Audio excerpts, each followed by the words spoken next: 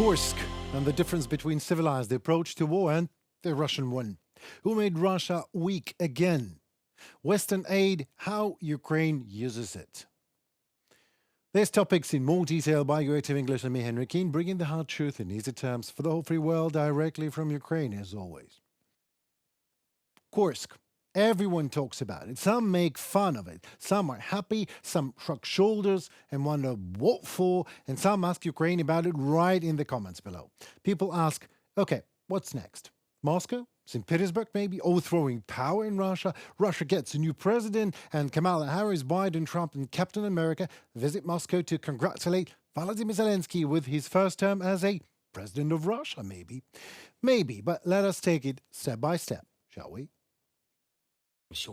There have already been several reports from Commander-in-Chief Syrsky about the situation on the front and in the areas of our operation in the Kursk region. We are expanding the area of active operations. I thank every soldier, every commander who ensures this. Once again, I thank all our guys who are replenishing the exchange fund. This is very important for our state. Hundreds of Russian servicemen have already surrendered, and all of them will receive human treatment. They did not experience such treatment even in their own Russian army.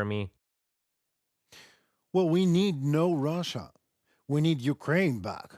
That's all. We have all the legit rights in the world for that, and solely because our righteous demands are legit, there will be no butchers on Russian soil. We are not criminals that invaded someone's home to burn, rape, steal, and torture. We only added some sense to Putin's ill special military operation, a name the Russian Tsar invented by himself, by the way, as he simply fears to call a spade a spade. His special military operation is called criminal Russian aggression in international law books. So what we did, we took that criminal Russian aggression against us and added some legitimacy to it by bringing it back to Russia. Legitimacy and law. These are civilizational differences, if you will, between Ukraine and Russia, and we prove that with our deeds. And the civilized world sees that clearly. Ukraine is defending itself from that aggression. This has been Kremlin's war of aggression from the start against Ukraine, pure and simple. And I just want to reiterate what some others across the administration have said, which is that we're not engaged in any aspect or planning or preparation for this operation. I will let the Ukrainian military speak to their own operations, but our role and what we are focused on is supporting Ukraine be able to defend itself. There are no and never will be any butchers in Russia. No murdered civilians on the streets, like it was the case in Ukraine. No mass graves, no torture, no fake referendums, no women raped, no kids abducted. Don't get me wrong. Do all that not because we don't hate Russians. Come on, let us be honest with you. We in Ukraine do hate Russians with all our 40 million people big heart. Still, as a civilized nation that demands its legit human rights to be prevailing over brutal criminal force, no brutal criminal force we exercise. As so, Russian civilians in Kursk and any other Russian soil that we are about to take over are now and always will be treated as human beings. We simply do not go Russian way so the world can see the difference between them and us and to make a proper choice. Just one last bit left to say here, and I'm going to ask you to use your imagination now. Imagine yourself, God forbid, a Russian soldier who for some reason signed a contract with Putin's army and invaded Ukraine 3 years ago. And now you have been fighting here for all these 3 years. You killed Ukrainians, you occupied lands, à la guerre comme à la guerre, right?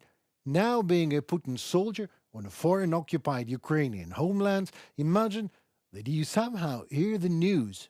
Ukraine has set control over Kursk in Russia, and now imagine Kursk is your homeland.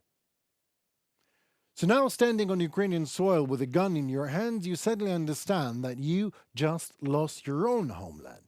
So there is literally no land on planet Earth that you can call home anymore thanks to Vladimir Putin.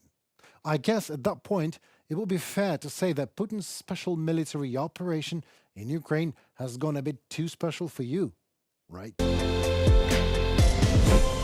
Russian ruble under the ruble down more than 5 times.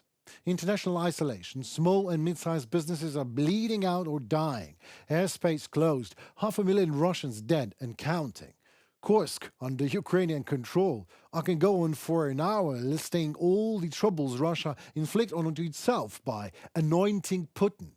The troubles Russia did not have actually before the war, so why did Putin started all that mess after all? You see, you can't ask a stone to swim. You can even believe it will, but it won't. Putin is a Soviet KGB midget. He was not too good back then and he's not good enough now, but he was smart enough to carpe diem and to get to power and then be cruel enough to kill all the others. That's it. As simple as that. Just like all the dictators in the history of humanity ever did, nothing new. And all of them, just as Putin does, thought and thinking that they are power. You see, Putin absolutely believes that he is almighty, and his Soviet army is just as well. Well, retired U.S. Army General Ben Hodges doesn't think so. He was always questioning the Russian military's competence after Ukrainian troops shot down 2 of Moscow's Ka-52 Alligator assault helicopters. No, it is in no way weak machine. In the contrary, it is mighty one.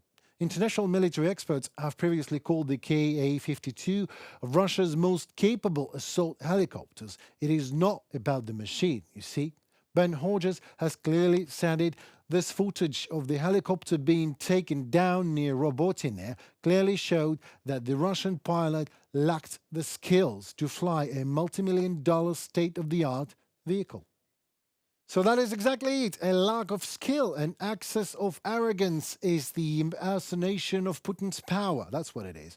To build a multi-million state-of-the-art air machine and put an incompetent pilot to fly it. To get a reach in any imaginable resource country and put an outdated Soviet dictator to run it. To get the all-modern technologies market available and yet only use it to suck out oil and gas from your land, prop up insatiable Putin's ego, and instigate more war. On the other side, who cares in Russia about it, right? Russia has lost so many pilots, they've lost so many people, tanks, artillery, they continue to lose generals. Their logistic systems is fragile. So maybe I agree with Mr. Hodges, maybe the time is right to really apply some pressure on Russia not to stop or hesitate. Now, Russian war economy that Putin abuses is a big problem for Russia, but will not bring it down on its own. What will bring Russia down is a Russian mindset. This is a Ukrainian secret weapon, Russian arrogance. The intoxication with Russian greatness, with outdated Soviet imperial ambitions, Russian savage cruelty of Russian army and its indicted king. Despite the bare and obvious fact, the king is naked. Ukrainian calls for more aid might sound never-ending in the West, but there is a big misconception about how much aid Ukraine truly needs. It's never enough in both military and financial terms. Some might think that million shells promised by the West is a huge deal. Meanwhile, Russia sometimes spends that many shells in a couple of weeks here. Since Russia's invasion in February 2022, Ukraine has actually become far away the top recipient of U.S. foreign aid. This marks the first time that a European country has held the top spot since the Harry Truman administration directed vast amounts into rebuilding the continent through the Marshall Plan after World War II. So, how much is there and how is Ukraine using Western aid after all, both in arms and finance regard? In April, President Joe Biden approved military support worth almost $61 billion. The U.S.-made air defense interceptors, artillery and long-range precision-guided missiles have since been arriving at the front line. Extra munitions for Patriot air defense systems, more Stinger anti-craft missiles and high-mobility artillery rocket systems, HIMARS, will also be sent, that's said by the Department of United States. Germany has been the second largest donor of military aid to Ukraine, but its government has introduced a draft budget halving the next year's donations. It says Ukraine financing is, I quote, Germany secured for the foreseeable future, end of quote, due to a plan by the G7 group of rich nations to raise $50 billion from interest on frozen Russian assets. In February 2024, the EU agreed a further €50 billion aid package for Ukraine after Hungary stopped blocking the deal, or better said, being stopped blocking it. Well, we're here because we want to take back a message again about the importance of, again, providing the military aid, another supplemental. We hope by the end of the year, we're going to be working nonstop on it. I am going to be proposing legislation, we are proposing legislation called Stand By Ukraine, which codifies the bilateral security, make sure that it's in the law, not just the president. Obviously, we want it to go beyond this president. You're fighting our fight, the independence and freedom of people around the world, including the United States. I'm so proud of you, your people, your military, your leadership, your country. You're under siege unlike anything I've seen in my lifetime. They were predicting in Washington that Kyiv would fall in 4 days, the whole country would fall in 3 weeks. Well, they were wrong. And here we are all these months, years later, your people are suffering, they're resilient, and you're in Russia. Bold and brilliant. Well done. In April, Ukraine's President Volodymyr Zelensky said we need 7 more Patriots or similar air defense systems to protect our cities. Ukrainian armed forces were also limited to firing 2,000 shells a day, while Russian forces were firing up to 10,000 shells a day. Russia gets almost 3 million shells a year from its own military factories and gets a lot from North Korean. That means you need more help. No, I made no mistake. You out there in the West, you need help, because if Ukraine falls, then NATO and American troops will combat Russians in Europe. If Ukraine fails to defeat its sovereignty and freedom, all these billions in aid will turn into trillions in losses and hundreds of thousands in coffins. So help Ukraine to win. Then count money in losses. Throw away these stupid fatigue talks. Hard times for you out there? Maybe. All will change to the better when Ukraine actually wins. There will be better times, and if not, well, then there will be just Russian times. Ask any country or former Soviet bloc, how good was that? Well, it looks like that was it for tonight and for the week. Thanks so much for being with us. Please like, share, comment. Your voice matters, as it in turn helps Ukrainian voice to be heard worldwide. More to come next week with my colleagues on UATV English, bringing you your truth in easy terms as usual, directly from Ukraine. Stay tuned and goodbye.